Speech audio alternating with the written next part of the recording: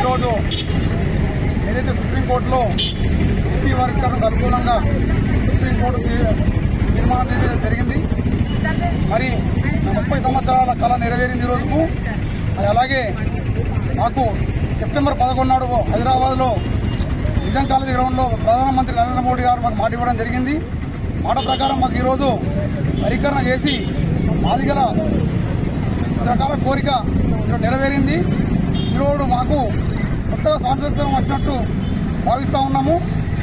మరి మేము 30 సంవత్సరాల నుండి అలుపెరిగిన ఉద్యమం చేస్తూ మందకృష్ణ మాది అడుగుదల నడుస్తున్నాం. మాకు అన్ని పార్టీలు మాకు మోసం చేసినాయి. ఇంతవరకు అన్ని పార్టీలు మాకు వర్గీకరణ చేస్తామని చెప్పి చేయలేకుండా పోయినరు.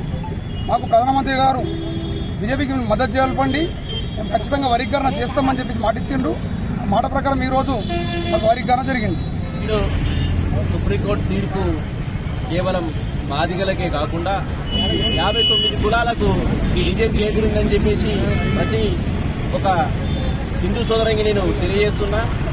మొన్న పార్లమెంట్ ఎలక్షన్ గా ముందు బహిరంగ సభలో మందకృష్ణ మాదిగ గారికి మీరు మాకు మద్దతు ఇవ్వండి, మేము మీకు మద్దతు ఇస్తామని చెప్పేసి బహిరంగంగానే లక్షల మంది సభలో ప్రధాని మోడీ గారు మాట ఇవ్వడం జరిగింది. ఆ మాట కట్టుబడి నేడు సుప్రీంకోర్టులో ఈ తీర్పు రావడానికి కృషి చేసిన ప్రధాని నరేంద్ర మోడీ గారికి, అలాగే దీనికి అలుపెరగని పోరాటం చేసిన మందకృష్ణ మాదిగ గారికి, అతనికి సహకరించిన ప్రతి ఒక్క ఉద్యమకారునికి, అలాగే ఈ ఉద్యమంలో ఈ 30 సంవత్సరాల నుంచి చాలా మంది యువకులు బలిదానాలు చేసుకున్నారు, అమరులైనారు. వారందరికీ నేను ఒకసారి నా మనస్ఫూర్తిగా సంతాప తెలుపుతూ ఈ సంవత్సరాల నుండి అలుపెరగని పోరాటం చేసిన మా మందకృష్ణ మాదిగ గారికి మా యావత్తు రాష్ట్రంలో ఉన్నటువంటి మాదిగలు ఉపకులాల తరఫున మేము ఆయనకు అభినందనలు, కృతజ్ఞతలు తెలియజేస్తున్నాము.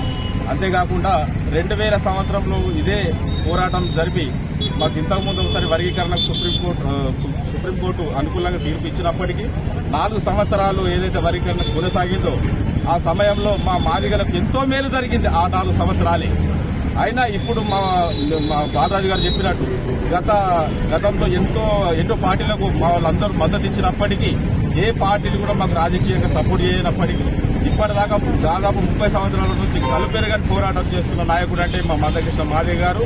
ఆయనను అర్థం చేసుకుని ఈ రోజు కూడా భవిష్యత్తులో కూడా మాకు ఎవరైతే మమ్మల్ని నమ్మి మమ్మల్ని హక్కున చేర్చుకుంటారో వాళ్ళకు సపోర్ట్ గా మేము ఉంటామని అందరూ